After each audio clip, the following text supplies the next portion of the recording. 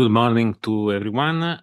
It's a pleasure for me to introduce this side event on the Great Illusion as the Commission of Narcotic Drugs in Vienna. I'm Leonardo Fiorentini. In this case, I'm representing la Società della Ragione, which together LIP, Forum Droghe, Meglio Legale, Associazione Luca Coscioni, and Humans promoted this meeting. To organize a side event on a Friday in Vienna is a great challenge, so we thank all of you who stayed here just to watch this meeting. Also for this, as well as for last-minute inconvenience, our speaker will be either remotely or by video. But first, I give the floor to Antonella Soldo from Meglio Legale, welcoming her to be at the CND for the first time and to introduce the topics of this event. Antonella, the floor is yours. Thank you, Leonardo. So, at the beginning, and actually for the first 50 years, the international drug control system has been interpreted by the member countries of the Convention as a repressive mandate against drug trafficking and its actors, a mandate that has often been declined, both in narrative and in practice, as a war that has ended up targeting primarily the weakest link in the chain, users. This mandate was based on the great illusion that criminalization, law enforcement, and even militarization could be effective in limiting the harm caused by illicit drug abuse and protecting the people's health. But the facts have only demonstrated the absolute ineffectiveness of this approach in limiting drug demand and supply, despite the immense resources of people, equipment, and money invested in the war on drugs. And now we have to deal with the effect of criminalization, stigma, marginalization, abnormal incarceration, execution, whether legal or extrajudicial. Only in the last decade, the international discussion behind the fundamental push of civil society has begun to address the real effect of this approach and the consequences on respect of human rights, particularly of people who use substances. This side event aims to explore why criminalization and law enforcement approach has been a great illusion and what effect it has had on human rights around the world. Thank you. Thank you, Antonella. The first speaker is Federico Varese. Federico is a criminologist, professor of sociology at the University of Oxford and Paris Sciences Po. He is one of the leading researchers on international mafias, in particular on the Russian mafia. Unfortunately, he could not be with us due last-minute inconvenience, but is connected from Oxford. Today, he will speak to us about the illusion of criminalization, the necessary governance of the black market from mafia to cartels. Federico, the floor is yours. Yeah, thank you very much. And as I said, I'm very sorry not to be there in person as I had planned. My remarks will be brief. As Leonardo said, I'm an expert on organized crime, and I mainly study mafias. I have a large research project from the ERC, which centers part of it on drugs trafficking and in Colombia. And so we've been to Colombia a few times. And so I suppose the things I wanted to say are probably twofold. One is, as Antonella, I think, just mentioned in the brief remarks in the introduction, the current system of prohibition has actually not stopped production. So Colombia is at the moment at the highest level ever of production of cocaine, both in terms of quantity, in terms of yields per hectares. It's never been so high. So I think that is a plastic, clear sign of the failure of prohibition. I think that is actually in the literature, in criminology and sociology, is quite a well-known, accepted fact that prohibition has failed. And the war on drugs, started famously by Reagan and continued by the US presidents, has led to this particular lack of success. The second key element that you observe when you do research in places like Colombia is not only that the victims are the consumers, of course, but also the producers which are often put together in this all-encompassing concept of organized crime or drugs cartel.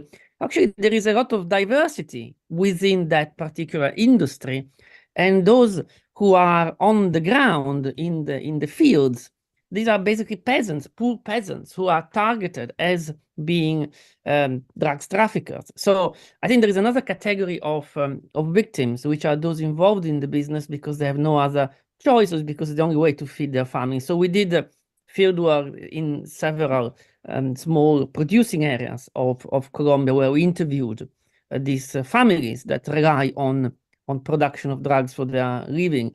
And again, to criminalize them, I think it's a failure of understanding really what is happening, let alone a disaster from the policy point of view. Now, the other point, and the other point I wanted to mention is that when I was in Cartagena not long ago, where there is now currently going on a war between gangs to control the harbor from where the drugs is shipped to Europe. I think only in the short period of half a year, 200 people died in this war. So, and this is the core of my contribution, if you wish, to the debate. The prohibition and the current regime produces an illegality which is filled, the void in governance of this particular market is filled by mafias, is filled by a type of organized crime that is involved in governance. And again, there is a huge confusion in the literature over who does what in the underworld. As I mentioned before, you have producers who are on the field and produce the product. Then there are people who are specializing in transporting the product from one place to the other, from A to B. These are the traffickers. But then there's a third type of actor, which is distinctive. And this actor is involved in governing the market. And so these are the mafias, ultimately. And once you open up such a illegality, mafias have a function to play in this particular market, and they make it work. They make it run smoothly. They ensure that promises are kept. They ensure that people stick to what they say. They check what happens if cargoes don't arrive. And so they are empowered by the prohibition regime. And that is, in a sense, what I study most often. I should also add that this kind of governance function happens both in Colombia at the place where the drugs is produced, or of course it happens also in other parts of the world, in Myanmar, for instance, for heroin. It happens at the place of production, but it also happens at the place of distribution, which is, in our case, in Europe or let's say, in Italy, where organizations such as the 'Ndrangheta are involved in ensuring that the drugs arrive to the harbors, especially in Gioia Tauro, and then they distribute these drugs onto other groups that then sell it around Europe. And they also, these mafias, control the territory, and that's why they are involved in drugs so much. This is the case of the 'Ndrangheta. And of course, the port of Gioia Tauro is particularly significant because it's able to receive containers, which is not the case of the Palermo harbor. And so the ability of the mafia to control the territory gives them a hedge into the market for cocaine in this case, and allows the organization to make a massive amount of profit, because they actually do produce a service in the market, which is to smooth the market, to ensure that that pacts are respected and that cargoes arrive. Insurance is paid in some cases for these cargoes. Hence, I suppose my contribution, the addition to the debate, is that not only the current regime does wrong by the consumers who are criminalized, not only does wrong, but by the producers who are also criminalized, but they're in just victims of poverty ultimately, and then of course harassment by the armed forces of Colombia, and in this case, but also gives a huge amount of power to mafia, criminal organizations such as the mafia, and drugs becomes a major input in their money, the money they make. But I should also say that next to purely criminal organizations such as the traditional mafia, as I mentioned, the 'Ndrangheta, of course, which is the most important Italian crime group involved in drugs, we also see that in order to govern distribution markets in other parts of the world, such as northern Italy, in the Italian case, you don't see necessarily mafias, because mafias are not everywhere in Italy, but you see corrupt officials. You see often corrupt policemen, and we have had cases in parts of Italy where you actually see that police officers are in effect involved in managing and controlling the local drugs market. And so, and I'm coming to the conclusion of my remarks, and I thank you for listening to me. Not only we have mafias who are fueled by the market, but also the prohibition regime generates massive incentives for corruption of officials, corruption of the police. And I conclude here, I speak a lot to police officers, to professionals in the justice system, criminal justice system, both in the UK and in Italy. And I never find anyone who is in favor of this regime. They consider it to be extremely wasteful, dangerous, and extremely unproductive of their work, because they have to divert resources to police cannabis sellers around the city. And of course, as I just said, not only that it diverts resources that could be used better, but most worryingly, it generates further crime, such as corrupt police officers who are then involved in day-to-day control of the market and of local distribution. With this, I suppose I have said what I wanted to say. I thank you very much. I wish you a great time in Vienna. I really wish I were there. And I end it here. Thank you.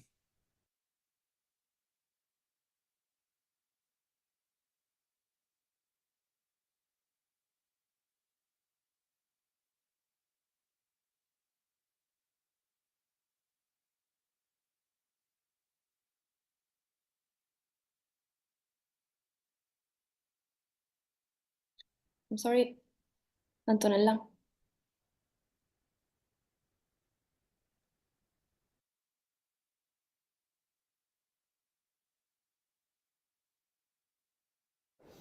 Hello, I'm Neil Woods. I'm a board member of the Law Enforcement Action Partnership, also commonly known as LEAP. I'm also a former undercover police officer from the UK, now a writer and full-time activist, I suppose you would describe me as part of the growing movement of police worldwide who are calling for drug law reform. I've been asked kindly to contribute to this panel again today, and I thank you for inviting me. The Illusion, I think it's a very good title for this particular event, because there is clearly an illusion in the way that we record theoretical success within drug policy. And what I mean by that is that police and politicians who quote the police and the media and journalists who quote the police work on an evidence base of the size of seizures, or the number of drug seizures, or the number of people who have been arrested, or the number of people who are in prison. And these are the measures by which we supposedly prove the success of current policy. But those numbers, those sizes of seizures, mean nothing at all, nothing, because the police never reduce the size of the market. The market size remains the same. So we have to ask ourselves, what are the police doing when they carry out these interventions within the drug market? An example of the futility is what's happened to the cocaine market in the last few years. Well, the last 2 years, in fact. The supply of cocaine worldwide has gone up by 35%. The price of the wholesale coca leaf has gone down by 75%. An extraordinary piece of evidence as to the ineffectiveness of law enforcement, but also the power of drugs organised crime in deciding how they price their commodity and how they supply it. So if police are not having any impact on the market with the seizures, despite record seizures of cocaine on every single continent, there's always a record seizure, it's always bigger than the last one, until of course the next record seizure. It's having no impact. But it is having an impact because there is consequences to policing drug markets. I can say from personal experience, I've been involved in an undercover operation which has caught huge numbers of a gang, shut down the entire drug supply of a city, only to have it up and running again within 2 hours after the end of the 7-month operation. 2 hours. This is replicated all over the world. LEAP's membership can attest to that. This is the same pattern in North America, in Africa, across Europe, wherever. So if the police are not reducing the size of the market, what are they doing? Well, police are changing the shape of it. And what I mean by that is that when you create a gap in the market, it creates an opportunity. And that opportunity is often fought over by those people who want to make money from that opportunity. So if you seize a load of drugs or you arrest a gang, quite often actually you cause an increase in violence in that marketplace. An increase in violence. So this policing activity is not reducing crime, it's increasing crime. And in fact, these large seizures are not evidence of police success, they're evidence of police failure. Or perhaps to put it in a better way, evidence of the success of organised crime. If you've got really big seizures, that's quite good evidence of success. Another way that the police change the shape of the market is that they create monopolies, because often it's a rival organised crime gang that provides the information to the police which causes them to be arrested. Why? Because another gang wants to increase their market share. If a gang increases their market share, they have more disposable income. If they have more disposable income, they will always invest it in corruption. Always. Because that's part of the business model. Corruption is very important. So what police is doing is sharpening the sword of organised crime, making it more effective and more efficient. And now, from evidence from Brown's University in the United States, we also know that that police activity in the drug markets actually locally increases overdoses. It's literally killing people. And with this evidence, I would say it's time to stop. So thank you again for inviting me to speak today.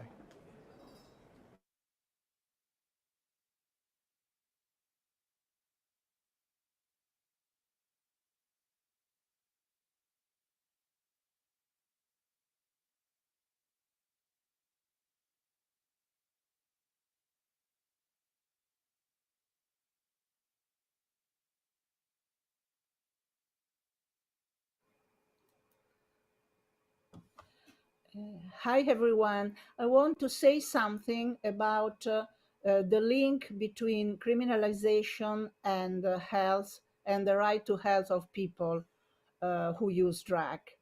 According to the UN Agency on Human Rights, criminalization had a hard impact on the health of people who use drugs.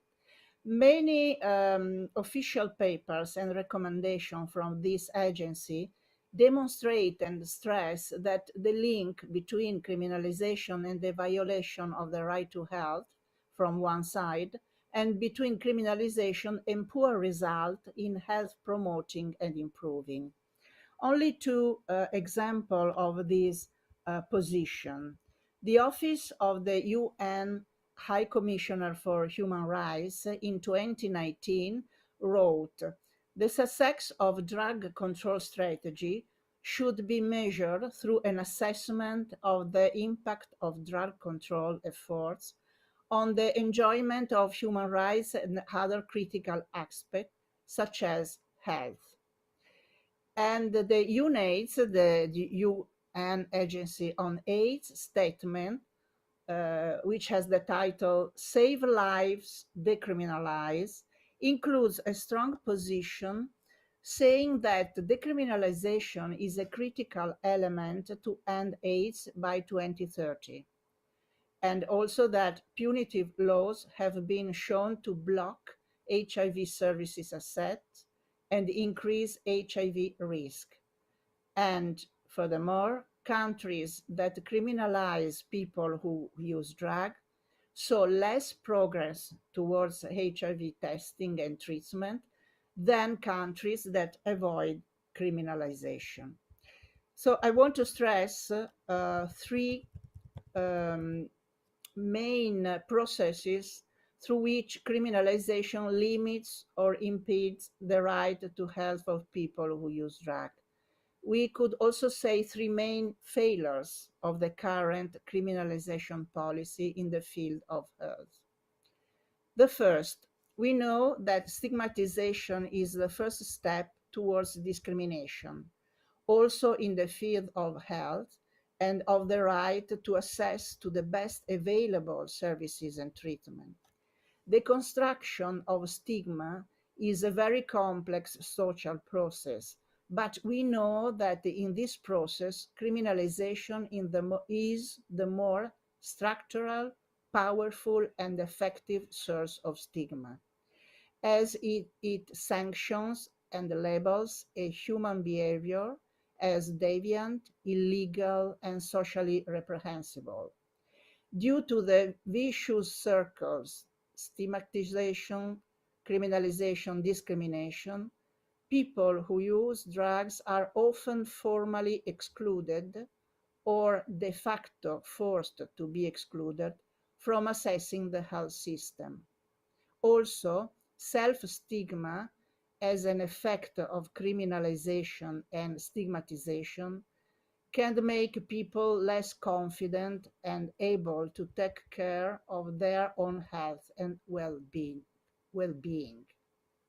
The second issues. Criminalization is based on the assumption that illegal drugs are by definition, out of the control of people who use them. This is not the reality, as we know, and it is challenged by an impressive scientific literature and experiences of millions of users in the real world. But it is a myth hard to die. Criminalization is based on and support pathologization and users' incapacitation, with the effect of disempowering and obstructing social natural norms and culture of safer and functional use of drugs. In other words, criminalization works against health promotion. The third aspect is the failure of the supposed virtuous circle punishment treatment, or punishment as an incentive to treatment. In some cases, as in my country, Italy, there has been a dramatic decrease of treatment in case of administrative sanction for personal drug use. And the cuts to the budget of the public drug services make the access to treatment alternative to prison more and more difficult.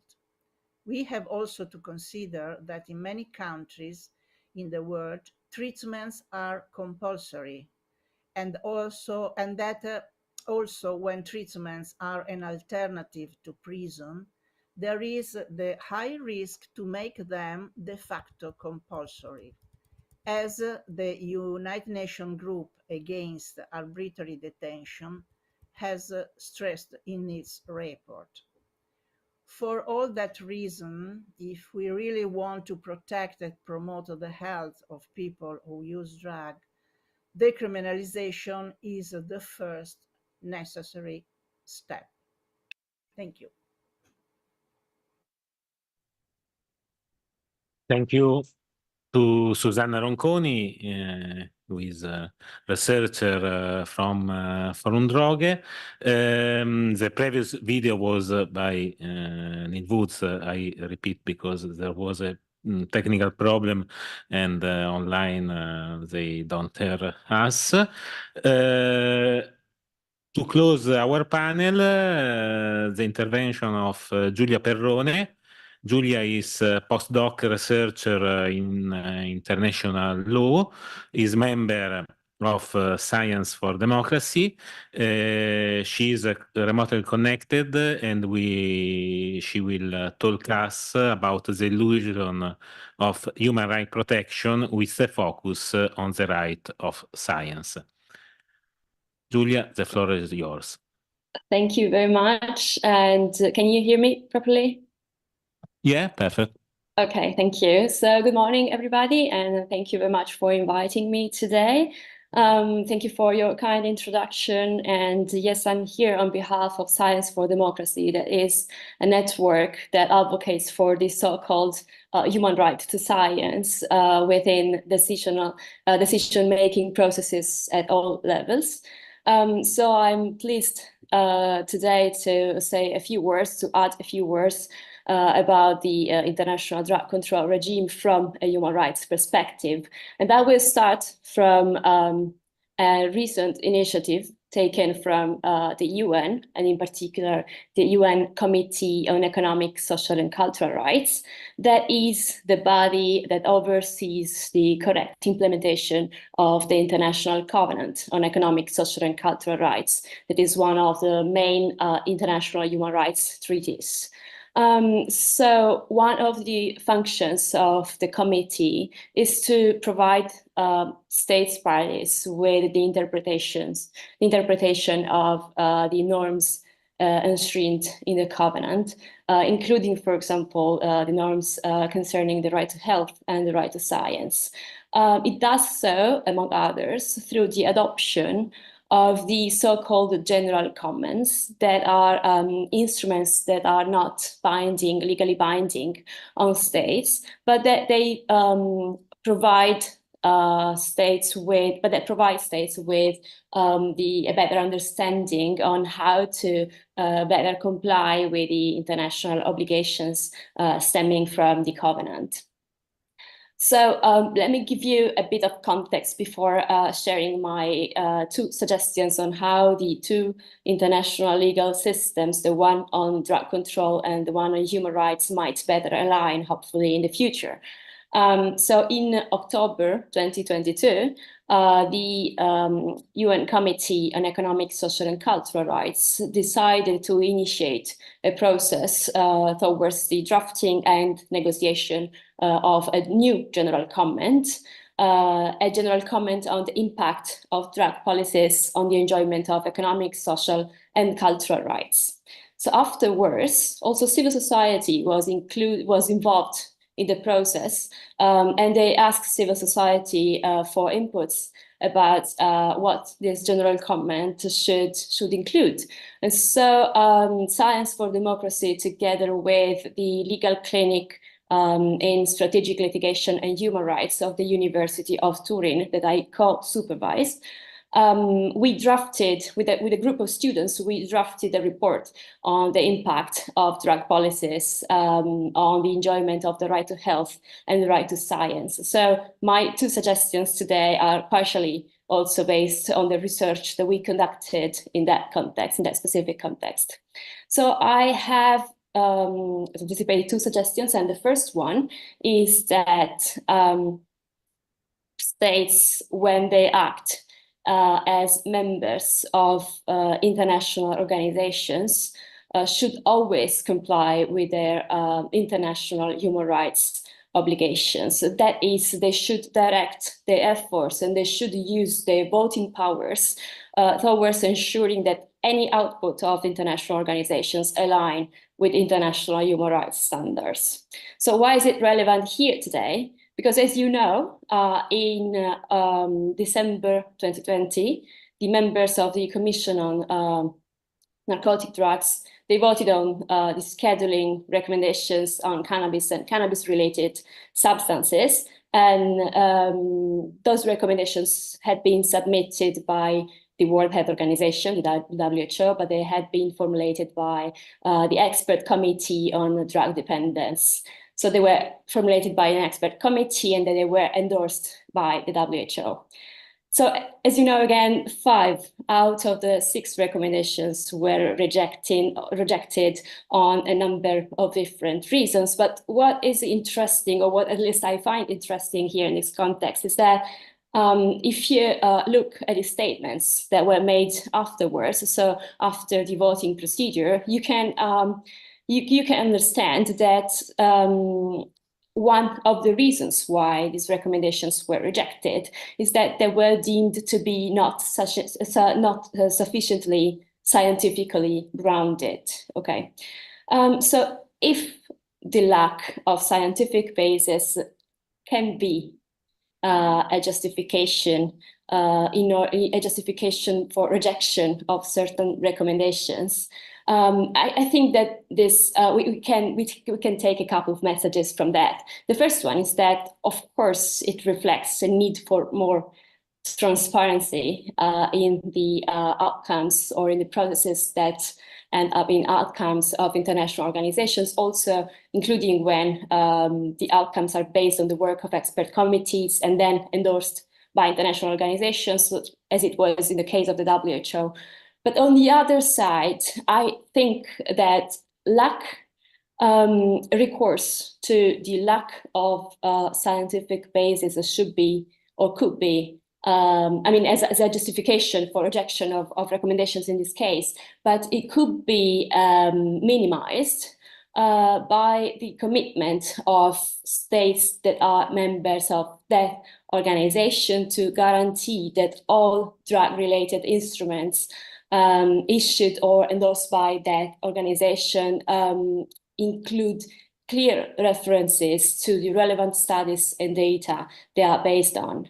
So this will be in line with, among others, Article 15 of the International Covenant on Economic, Social, and Cultural Rights that provides for the so-called right to science, that is the right to participate in and enjoy the benefits of scientific progress and its applications.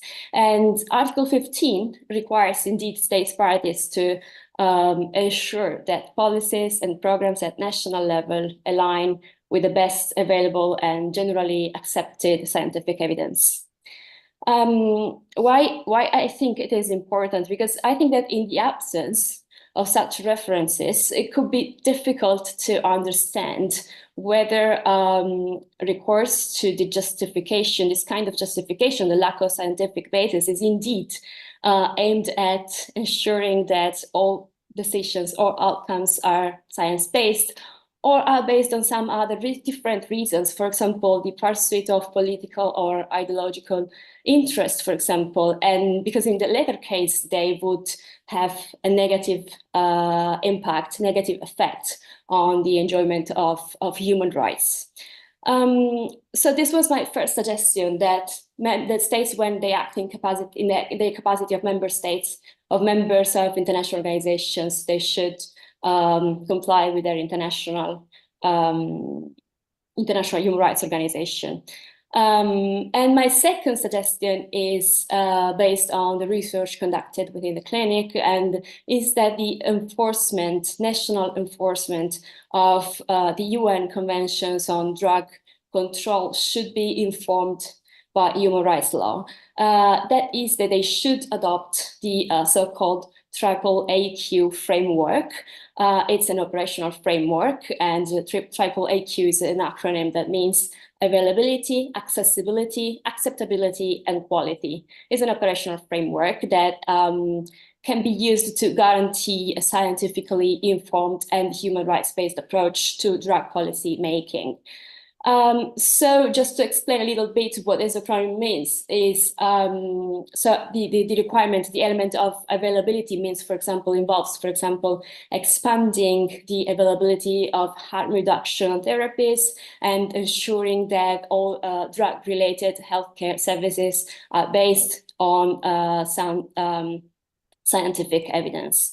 Accessibility means that national access to treatments should be that everyone should be able to access health treatments within the nation without any discrimination based on where you are based. For example, in Italy, we can see that drug treatment is mainly concentrated in the northern regions. So there is a sort of discrimination between north and south. And moreover, like bureaucratic procedures that govern research must be streamlined to facilitate scientific investigation. So acceptability, that is a third element, means replacing this punitive approach of the so-called war on drugs that is not working with the dissemination of scientific research, scientific knowledge, and its applications in order to raise awareness of the benefits and risks connected to the use of and research on psychotropic substances. And the last, but not least, as they say, element is quality. Good quality means that states should regularly integrate the latest scientific research, scientific data and evidence into national drug control policies. So in conclusion, we saw, and it emerged also here from previous intervention, from previous contributions, the punitive approach and repressive policies of the current international drug regime are having devastating effects on the enjoyment of human rights at all levels.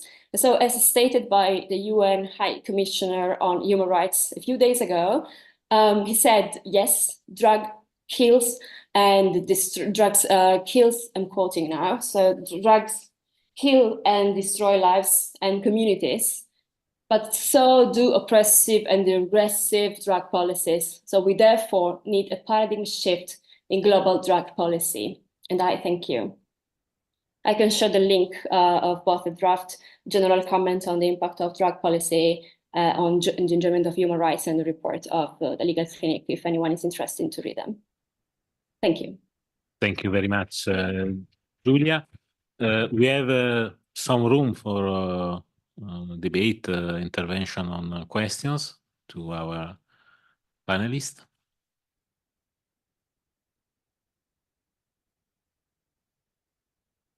We are very tired. It's Friday. We have to go home. Thank you very much. There is a question. Yeah. First, thank you for this excellent event. I really enjoyed it, and it's pity that, as you said, that it's Friday morning, so many people already left. But I hope that the recording will be available so we can use it.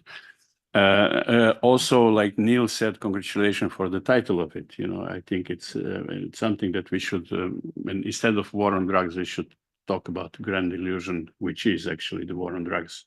And I really appreciate that name. What I would like to ask the first speaker, if he's still available, who talked about cocaine in Colombia. I understand fully and support this his opinion that it's definitely influencing a lot the producers, small producers who are trapped in the situation, especially because of poverty and pressure of gangs to produce cocaine. I remember that one of my colleagues was working on a similar case in Atlas in Morocco. She was supporting a local female woman in becoming economically strong and contributing to household economy, so that they don't have to participate in producing cannabis in Morocco, which is one of the key businesses for people over there. I just wanted to ask if he found any similar project in Colombia. I think it's one of the opportunities to fight this phenomenon is to offer alternative sustainable economical offers. And I also would like just to add one more comment on corruption, is that we had a couple of narco states in some distant parts of the world, like in Panama first, I think, with the president who was arrested, and Honduras recently, and Colombia probably. But I have to say that in the Balkans now, before or now, we had or have a couple of Balkan states of drug controlled states, not only some elements of the system, but the whole state. Thank you. I'm sorry, but Federico, was out, I will send your questions and in a matter I will do the answers. Someone else? No. Sorry, I just want to add the situation in Morocco now is more than a project, a pilot project, because as you probably know, 2 weeks ago, Morocco started the first national legal production, 250,000 tons, and this open a new way for governments, also for those who used to be prohibitionists on this issue. So it's very interesting your question, and we will find a way to ask Professor Federico Varese for an answer also in Colombia. But now the scenario is open also for those countries who don't live like Colombia, on the streets, the great illusion. So. Sorry, I think I missed the question. I'm happy to answer it. Could you repeat?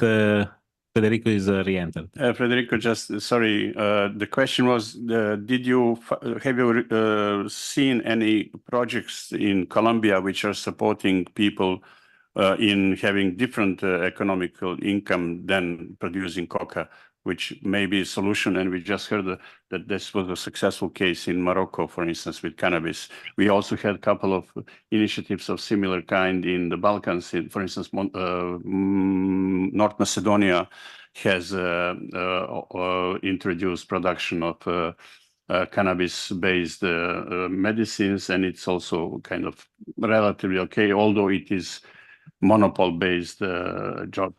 That was the question. Yeah, thank you very much, and apologies for missing the earlier version of the question. Yes, we have seen these projects, but they're very localized. So we visited one which was run by ex-member of the FARC. As you know, they mobilized, and so they are running farms with former combatants, and that was very useful because they give both a livelihood to the peasants that should do something else, but also, most importantly, they give a livelihood to the former combatants, because the problem of Colombia is that the demobilization of, say, members of the FARC, as well as to some extent on the right-wing side of the fence, has not led to employment of these people. So when you have people trained in the use of violence who suddenly are not doing that anymore, they could join the ranks of traditional organized crime. So we have seen some of these projects, not enough, and I think I agree with you. I think that's the way forward, not only to retrain and give a livelihood to the peasants, but also to the people who are to have used violence in this case in the civil war, and they used or in the war, or they use drugs to fund themselves. So I totally agree with you. I think this is a way forward. Medicinal cannabis, I think it's probably a more sensible way to go. But finally, I think legalization is really the way out, because that is the only way to allow safe production of products that can be consumed legally. So that's my view. Thank you. Thank you very much to Federico to have re-entered in the call, and to you for being here. Thank you very much. Have a good stay in Vienna for the remaining hours.